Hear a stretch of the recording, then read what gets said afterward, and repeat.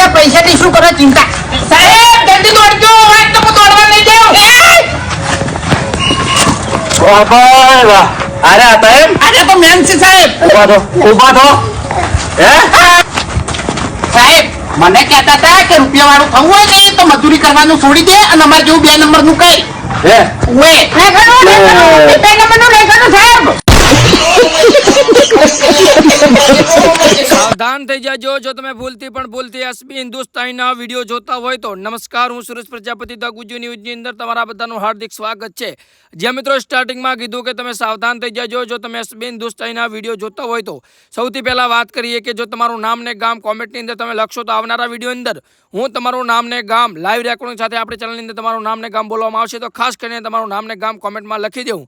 વાત કરીએ તો સાવધાન શા માટે રહેવાનું છે? કારણ કે મિત્રો અત્યારે પૈસાનો બંડલ કરીને અત્યારે એમના સતત 3 ભાગ અપલોડ કરવામાં આવે છે, ત્યારબાદ 2 દિવસથી કોઈ પણ વિડીયો આવ્યો નથી.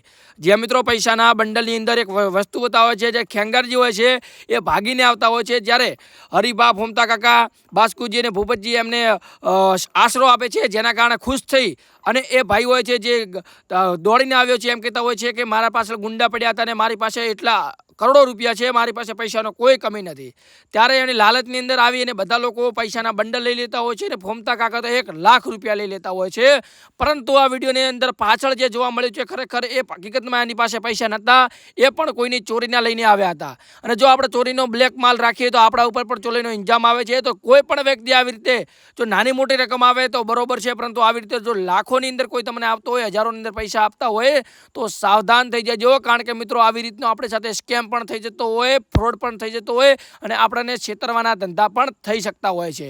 જે મિત્રો અમુક લોકો એવા પણ હોય છે જાતે કરીને આપણને પૈસા આપે છે, પોલીસ બોલાવીને એમ કહે છે કે આ લોકોએ મારા પૈસા ચોરી લીધા છે, તમને આપશે 50,000 રૂપિયા અને એના બદલે તમારી પાસે માંગશે 2 લાખ રૂપિયા અને તમારે મજબૂરીમાં આપવા પણ પડશે. કારણ કે મિત્રો એ ભાઈ પાસે પ્રૂફ પણ હશે, બધું એવી રીતે ડેડિકેટ કરતા આવ્યા છે. તો ખાસ કરીને તમારા બાળકોને પણ સમજાવી લીધો કે કોઈ પણ વ્યક્તિ, જાણ્યો વ્યક્તિ તમને પૈસા આપે તો તરત જ એને ના પાડે જો. કોઈ 5-25ના લાલચની અંદર રહેતા નહીં, કારણ કે મિત્રો તમે તમારું જીવનને જોખમમાં નાખી રહ્યો છો. બાકી આ વિડીયો વિશે તમારું શું કહેવું છે કોમેન્ટમાં તમારો પ્રતિભાવ આપજો. કોમેન્ટની અંદર તમારું નામ ને ગામ ખાસ કરીને લખી દેજો, જેથી કરીને આવનારા વિડીયો અંદર હું તમારું નામ ને ગામ લખી શકું.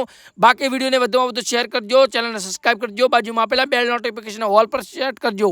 ચાલો મળીશું હું સુરેશ પ્રજાપતિ નવા વિડીયો સાથે. ત્યાં સુધી જય હિન્દ, જય